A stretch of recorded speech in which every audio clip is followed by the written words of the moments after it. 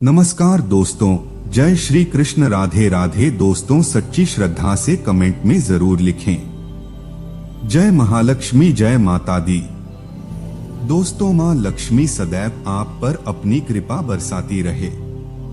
दोस्तों, कुछ लोगों को शास्त्रों की अहमियत के बारे में ज्यादा जानकारी नहीं होती, लेकिन पौराणिक कथाओं और कई प्रथाओं से यह सिद्ध हो चुका है कि हमारे घर के भीतर ही कई ऐसे संकेत छुपे होते हैं जिनके बारे में जानना हमारे लिए अति आवश्यक है। यह संकेत आपके जीवन को पूरी तरह से बदल कर रख सकते हैं। राजा को रंक और रंक को राजा बना सकते हैं। ज्योतिष के अनुसार जब दरिद्रता और गरीबी आप पर हावी होने लगती है तो आपके घर की कई चीजें इशारा करने लगती हैं। आज हम आपको बताएंगे क्या आपके घर में गरीबी आने का संकेत आपको कैसे मिलता है। धर्मलायक यूट्यूब चैनल आपका हार्दिक अभिनंदन करता है। दोस्तों, वास्तुशास्त्र को आमतौर पर दिशाओं का विज्ञान माना जाता है। कई बार घर की छोटी छोटी बातें जो सामान्य लगती है वह सफलता में रुकावट बन जाती है। जैसे अगर घर में कोई परेशानी दस्तक देने वाली होती है तो उसका सीधा असर घर में लगे तुलसी के पौधे पर पैडिंडी देता है। तुलसी का पौधा पूरी तरह से सूख जाता है तो दोस्तों चलते हैं और सुनते हैं गुरुजी से कि वह क्या कहते हैं इसके बारे में। आप सभी का एक बार फिर से स्वागत है, जिससे घर में मुसीबत और दरिद्रता आने का सबसे बड़ा संकेत मिलता है। सिर्फ तुलसी ही नहीं बल्कि घर में लगे अन्य पेड़ पौधे भी हमेशा हरे भरे रहने चाहिए। दोस्तों, इस बात का भी ख्याल रखें कि मासिक धर्म के दौरान कभी भी महिलाओं को पेड़ पौधों में पानी नहीं देना चाहिए। अगर आपके घर में लगे पेड़ पौधों की पत्तियां सूख रही है तो उसे तुरंत कटवा लें। इससे आपके ऊपर कर्ज बढ़ने की सबसे ज्यादा संभावना बढ़ जाती है। रसोई घर में रात के जूठे बर्तनों को नहीं छोड़ना चाहिए। रसोई घर में पड़े रात के जूठे बर्तन और तवा कढ़ाई अगर आप जूठे छोड़ देते हैं तो घर में गरीबी आने का सबसे बड़ा कारण माना जाता है। शास्त्रों में कहा गया है, जो व्यक्ति जूठे पड़े बर्तनों को साफ नहीं करता वह अपने जीवन में विफलता का ही सामना करता है, और जिस घर में जूठे बर्तनों को रात में ही धो दिया जाता है वहां पर लक्ष्मी जी का वास स्वयं हो जाता है। भूल कर भी अपने सोने वाले कमरे में पलंग के सामने आईना नहीं लगाना चाहिए। ऐसा माना जाता है कि अगर पलंग के सामने आईना लगा हो तो इससे पति और पत्नी के बीच के रिश्ते में कड़वाहट पैदा होने लगती है। इतना ही नहीं, इससे घर की आर्थिक स्थिति पर बुरा प्रभाव पड़ता है। इसके अलावा कमरे के बीचों बीच पलंग रखने से भी बचना आपको चाहिए। इससे व्यक्ति थका थका और तनाव से घिरा रहता है। इसके साथ व्यक्ति के कार्य में बाधाएं भी आती हैं और उसी परेशानियों को भी झेलना पड़ता है। घर में दूध उबलकर गिरना भी अशुभ माना जाता है। इससे अचानक आपके ऊपर पैसों का खर्च बढ़ सकता है। घर में लोग बीमार रहने लगते हैं। साथ ही ऐसा होने से पारिवारिक जीवन भी अस्त व्यस्त हो जाता है। इसीलिए आगे से इस बात का जरूर ध्यान रखना चाहिए और घर में उबलते हुए दूध को गिरने से बचाने।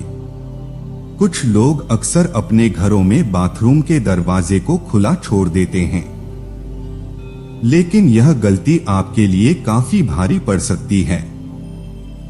घर में बाथरूम का दरवाजा कभी भी खुला नहीं छोड़ना चाहिए। बाथरूम का इस्तेमाल करने के बाद दरवाजा बंद करें। दरवाजा खुला रहने से घर में नकारात्मक ऊर्जा बनी रहती है और दरिद्रता का वास होता है। अगर आप घर से बाहर जाएं और आपको लौटते समय घर के बाहर छिपकली के दर्शन हो जाएं तो इसे शुभ माना नहीं जाता। घर के दरवाजे पर छिपकली के दर्शन होने से आपका बुरा वक्त शुरू हो जाता है। कैसे में आपको बुरे वक्त के लिए स्वयं को तैयार रखना चाहिए और हिम्मत से काम लेना चाहिए। अगर आपने कोई नया घर लिया है और उसमें मरी हुई छिपकली मिल जाए तो आपके ग्राहक प्रवेश से पहले आपको पूजा हवन इत्यादि जरूर करवा लेना चाहिए। अगर आप ऐसा नहीं करते हैं तो उस घर में रहने वाले व्यक्ति की तरक्की कभी भी नहीं हो सकती। दोस्तों, घर में देवी देवताओं की तस्वीर कभी आमने सामने नहीं लगानी चाहिए। वास्तु दोष घर में कलह और विभिन्न तरह की परेशानियों को जन्म देता है। इसीलिए इस बात को हमेशा ध्यान में रखें और गलती करने से बचें। दोस्तों, घर छोटा हो या बड़ा, गुस्सा सुथरा अवश्य होना चाहिए, क्योंकि स्वच्छ घर में ही मां लक्ष्मी और देवी देवताओं का वास होता है। स्वच्छ घर में रहने वाला परिवार ही हमेशा सुखी और समृद्ध रहता है। साफ सफाई की दृष्टि से झाड़ू एक महत्वपूर्ण भूमिका निभाता है। उसका प्रभाव वास्तु शास्त्र के हिसाब से घर और घर में रहने वाले लोगों के जीवन पर भी पड़ता है। घर की स्वच्छता को बनाए रखने में झाड़ू का उचित प्रयोग महत्वपूर्ण है। घर में किसी मेहमान का आगमन हो या त्योहार हो, उनके आने से पूर्व घर में झाड़ू से घर की सफाई की जाती है। स्वच्छ घर ही सुंदर लगता है। झाड़ू लगाना जितना जरूरी होता है उतना ही झाड़ू का रखरखाव भी जरूरी है। झाड़ू कब और कैसे लगाना चाहिए, झाड़ू कहां और कैसे रखनी चाहिए, जादू किस दिन आपको खरीदना चाहिए, किस दिन घर से बाहर करना चाहिए। वास्तु शास्त्र के अनुसार झाड़ू के प्रयोग से संबंधित कुछ नियम बताए गए हैं, जिससे घर की आर्थिक स्थिति और लोगों के जीवन पर प्रभाव पड़ता है। इन नियमों का पालन करके घर में उत्पन्न सभी प्रकार के दोष और घर में रहने वाले लोगों पर आए संकट को दूर किया जा सकता है।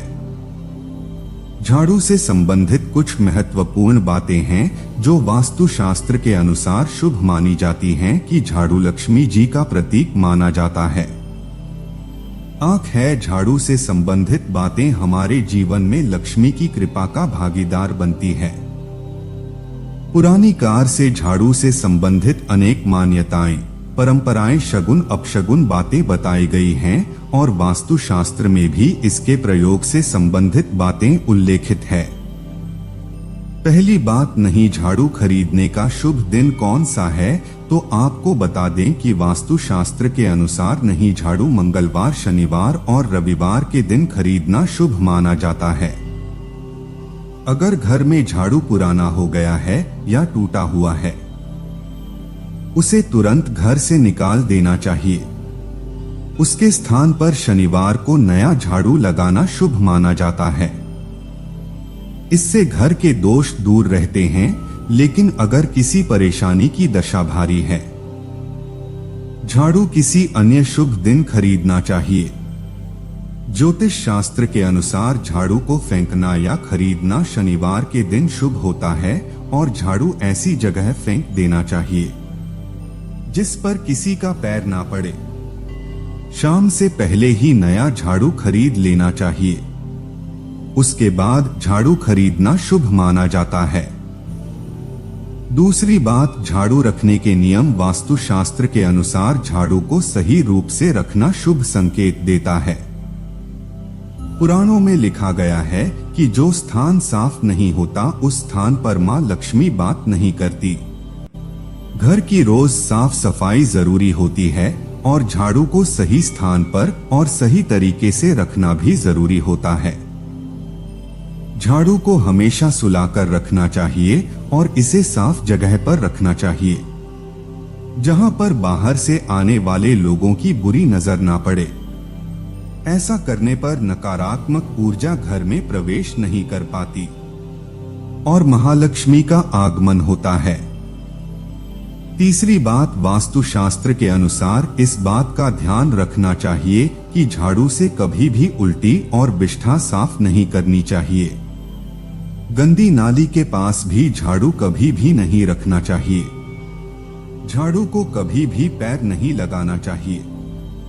इससे झाड़ू का अपमान होता है और घर में गरीबी आने के अशुभ संकेत मिलते हैं।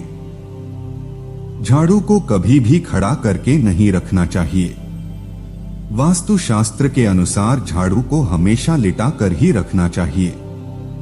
अगर झाड़ू पुरानी हो गई है या टूट चुकी है तो तुरंत शनिवार के दिन शाम से पहले नहीं झाड़ू खरीद कर लानी चाहिए और पुरानी झाड़ू को उचित स्थान पर फेंक देना चाहिए, जैसे बहती नदी में या किसी वृक्ष के नीचे रख देना चाहिए।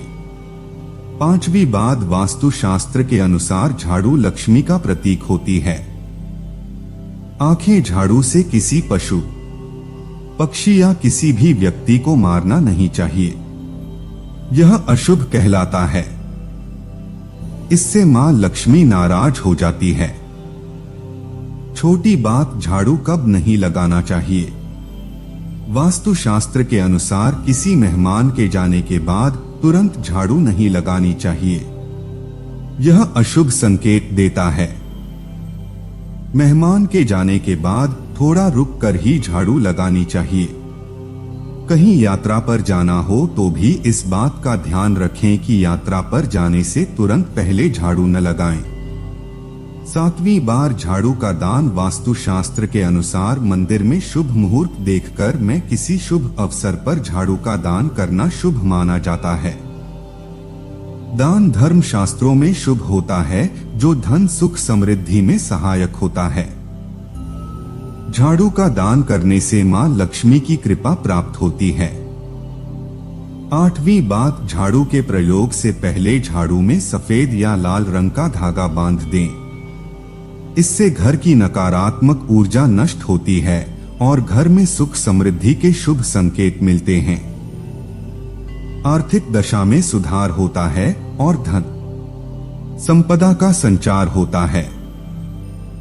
सूर्योदय के समय जब सूर्य का प्रकाश घर में प्रवेश करता है, घर में सूर्य की रोशनी से उजाला होता है, तब झांठ लगाना सर्वोत्तम माना गया है।